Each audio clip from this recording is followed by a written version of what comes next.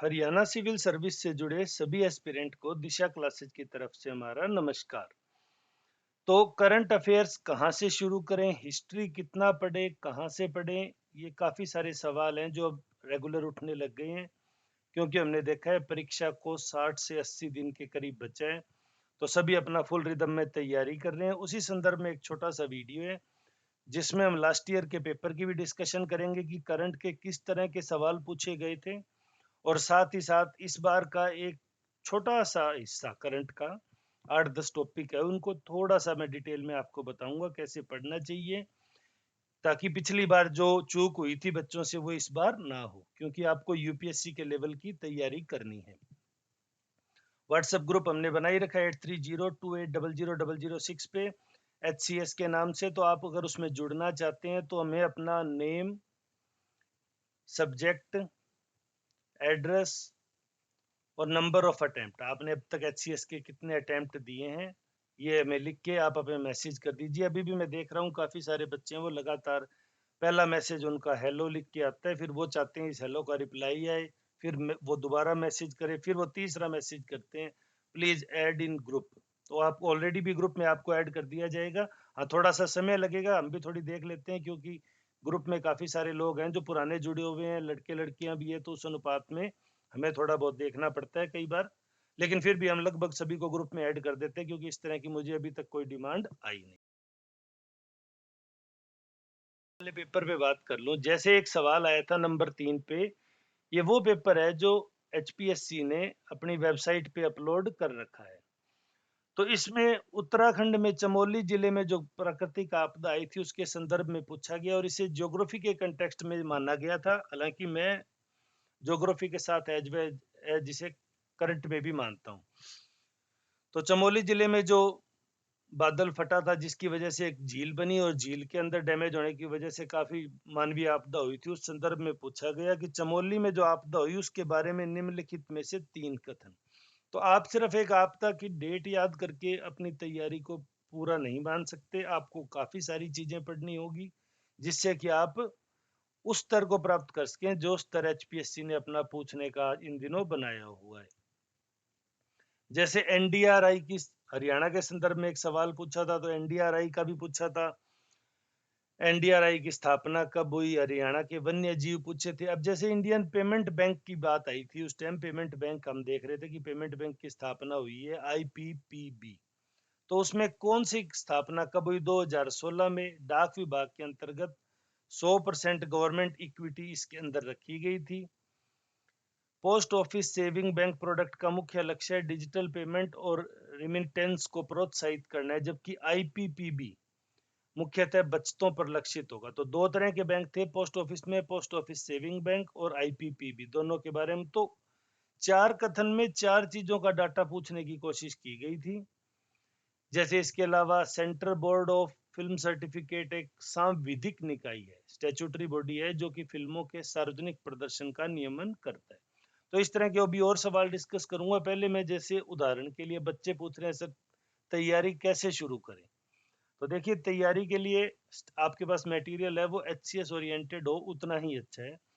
कुछ बच्चों के सवाल थे सर कोई सिंगल बुक है क्या इसकी, तो इतने सारों की बेटा सिंगल बुक आती नहीं है, स्पेसिफाइड बुक्स है जिनकी एक लिस्ट हमने चैनल पे भी शेयर की थी, फिर से मैं शेयर कर दूंगा, आप उसको फिर से देख लें। जैसे उदाहरण के लिए मैं आपको ये 8 खबरें नेशनल लेवल की है, ये कैसे तैयार करें, इनको इन पे डिस्कशन कर लेता हूँ। छोटा सा 2 मिनट का वीडियो लंबा हो जाएगा, पर मुझे उम्मीद है कि आपको पढ़ने का तरीका शायद थोड़ा सहयोगी रहेगा। गुजरात में 36वें राष्ट्रीय खेलों का शुभारंभ, तो अभी हाल ही में, काफी टाइम से ये पेंडिंग चल रहे थे, तो लगभग ये 7 साल बाद हुए।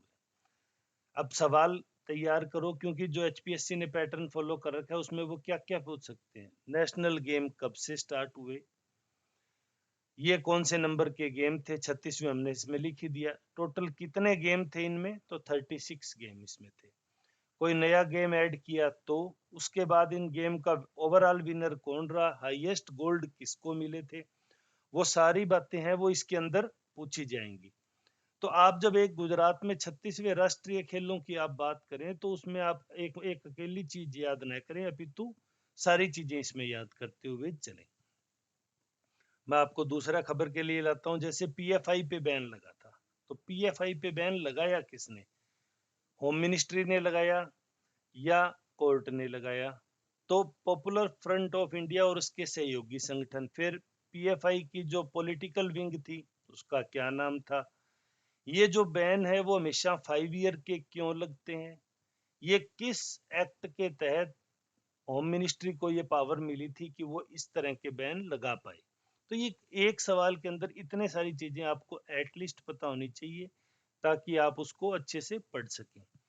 भारत सरकार की योजनाओं को स्पेशली अच्छे तरीके से पूछा गया था। तो जैसे पीएम श्री स्कूल योजना, प्रधानमंत्री स्कूल फॉर राइजिंग इंडिया, ये इसके 1000 स्कूल का ये प्रोजेक्ट है और हरियाणा इसमें मेजर रोल प्ले कर रहा है, क्योंकि हमारी सरकार है वो बीजेपी का एक, मैं तो कहता हूं कि ट्रायल फील्ड है। किसी भी गवर्नमेंट को, सेंट्रल गवर्नमेंट के किसी भी प्रोजेक्ट को अगर लॉन्च करना हो तो वो इसी योजना से लॉन्च किया जाता है, ताकि वो उनको पता चल सके भाई वो कितनी कारगर रहेगी और कितनी कारगर नहीं रहेगी। तो ये एक तरह से अपने आप में एक बड़ी स्कीम है। फिर मैं बात करूंगा देश में अपराध आंकड़ों के संदर्भ में राष्ट्रीय अपराध, साइलेंट कर देता हूँ सॉरी इसको, राष्ट्रीय अपराध रिकॉर्ड ब्यूरो की वर्ष 2021 की क्राइम इन इंडिया रिपोर्ट। तो क्राइम इन इंडिया रिपोर्ट के अंदर मैं आपको बात करूंगा सर्वाधिक क्राइम किस स्टेट में हुआ, हीनियस क्राइम है वो किस स्टेट में हुआ। तो आप जब एक खबर तैयार करें उसके साथ आप 5 से 6 तरह की खबर जरूर तैयार कर लें उसी के अंदर। सिर्फ एक न्यूज के रूप में इनको न पढ़ें या सिर्फ एक हाईएस्ट का डाटा ना पढ़ें। पिछली बार कौन नंबर 1 पे था, इस बार कौन 1 पे हुआ है। सड़क दुर्घटना के जो आंकड़े आए हैं, सड़क दुर्घटना पे सवाल पूछा गया था किस स्टेट में सर्वाधिक है, तो आप उसको भी पढ़ लें। फिर कोरोना के लिए जो न्यूज थी कि देश में विकसित नेजल वैक्सीन के आपातकालीन उपयोग को औषधि महानियंत्रक की मंजूरी प्राप्त हो गई है। तो इमरजेंसी उपयोग के लिए जो नेजल वैक्सीन बनाई है इसकी कंपनी का नाम, इसका ये जो महानियंत्रक की मंजूरी है ये कितनी तारीख को प्राप्त हुई। औषधि महानियंत्रक के अलावा कौन हमारे हेल्थ मिनिस्टर हैं, औषधि महानियंत्रक ने जब इसको मंजूरी प्रदान की तो इसमें कितना समय लिया, और कौन कौन सी जो वैक्सीन की मैन्युफैक्चरिंग कंपनी है वो इस लाइन में। फिर जैसे विभिन्न मिसाइल है, क्यूआर क्विक रिस्पांस मिसाइल है, इसके अलावा रडार से बचने वाली जो मिसाइल है, स्पेशली जो हम अपने जलपोत तैयार कर रहे हैं अलग अलग प्रोजेक्ट में, प्रोजेक्ट 75 में या K2, जितने भी तरह के प्रोजेक्ट में हम उनको तैयार कर रहे हैं, वो सारी चीजें आप अच्छे से पढ़ें। राष्ट्रीय समुद्री विरासत परिसर की स्थापना हुई, ये मैं सिर्फ एक मंथ का नेशनल का करंट ले रहा हूँ अभी, इसमें मैं ज्यादा नहीं पूछ रहा आपसे, तो नेशनल का करंट ले रहा हूँ, देखते हैं इसमें क्या रहता है। तो ये इसकी स्थापना कब हुई, इसका उद्घाटन कब किया, इसकी अवस्थिति कहाँ है और इस विरासत परिसर में क्या क्या चीजें दिखाई जाएगी। फिर एक जो मेजर आजकल बना हुआ है, 70 वर्ष के बाद भारत में चीते आ गए हैं वापिस से कूनो नेशनल पार्क एमपी में। तो ये कूनो नेशनल पार्क की स्थापना कब हुई थी, इसको कब नेशनल पार्क का दर्जा दिया गया। पहले 8 चीते नामीबिया से आए, तो जो वो अफ्रीकी चीता है उनका जूलॉजिकल नेम क्या है। इंडिया में जो चीते थे जो लुप्त हो गए उनका जूलॉजिकल नेम, क्योंकि हम देखेंगे जो किसी भी प्लांट का या एनिमल का हम बाइनोमियल नोमेनक्लेचर करते हैं, द्वि नाम पद्धति से करते हैं, तो पहला नाम उसका वंश का, जीनस का, और दूसरा उसकी जाति का। तो वंश तो सबका सेम होगा लेकिन स्पीसीज है वो सबकी चेंज होती जाती है। तो अब उसके बाद 12 चीते और आगे सेकंड राउंड में, वो साउथ अफ्रीका से आए हैं। वो कितनी तारीख को आए थे, पहले 8 तारीख को कब आए, मोदी जी के जन्मदिन पे मोदी जी ने इनको आजाद किया था, मान लो खुले फील्ड में छोड़ा था। तो वो सारी चीजें जब आप किसी भी खबर को पढ़े तो उसको, ये मैंने सिर्फ आपको एक, मेरा तो माना सितंबर या अक्टूबर महीने की, क्योंकि 6 महीने का करंट तो आपको आना ही चाहिए। 1-2 महीने परीक्षा होने में लग जाएंगे तो 6+2 8 से 10 महीने का करंट है वो मेरी समझ से सफिशियंट होता है। लेकिन सबसे महत्वपूर्ण चीज है चीजों को पढ़ने का नजरिया। आप जैसे पिछले साल का करंट अफेयर देखेंगे, Indira Gandhi national centre for the arts के संदर्भ में कौन सा कथन सही है। तो ये एक सिर्फ इंस्टीट्यूट के बारे में नहीं पूछा, उस इंस्टीट्यूट से रिलेटेड 4 चीजें पूछ ली गई। अब सूची का मिलान करें। जैसे अवार्ड मिले थे, पिछली बार भी पद्मश्री अवार्डों का मैच करवाया गया था। उसके अलावा Dhyan Chand lifetime achievement award किसे दिया जाता है, द्रोणाचार्य अवार्ड किसे दिया जाता है। इस बार द्रोणाचार्य सिर्फ एक को ही मिला, किसको मिला। आयुष्मान भारत प्रधानमंत्री जन आरोग्य योजना में हेल्थ कवर में क्या क्या चीजें हैं, कौन कौन सी। प्रथम दिन से पूर्व में विद्यमान अवस्थाओं को कवर किया जाएगा। जो पुरानी बीमारियां चल रही है वो भी कवर्ड होंगी, या नहीं होने वाली बीमारियां। तो एक योजना मात्र योजना न होके उसके 4 से 5 जो मेजर एलिमेंट है उनको आप अच्छे से पढ़ेंगे तो आप।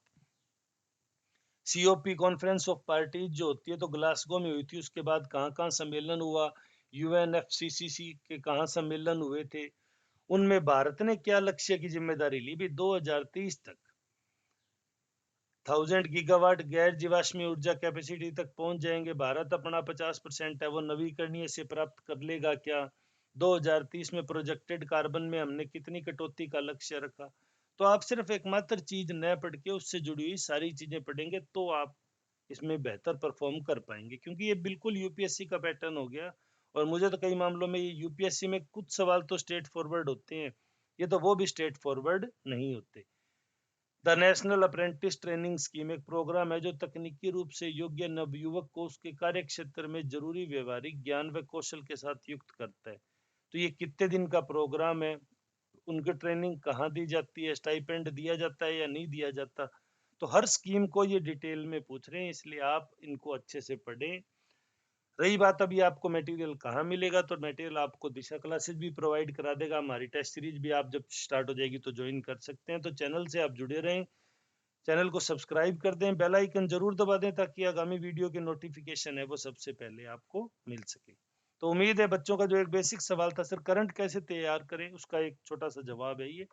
उसके अलावा कुछ स्टडी मटेरियल आपके लिए शेयर भी कर देंगे, आप उसको भी अच्छे से पढ़ लें। इसके डिटेल्ड नोट्स हैं वो भी दिशा क्लासेज की वेबसाइट पे आपको मिल जाएंगे, हम वो भी आपके साथ जल्दी शेयर कर देंगे। तो वीडियो में अंत तक जुड़े रहने के लिए धन्यवाद। आपका दिन शुभ हो।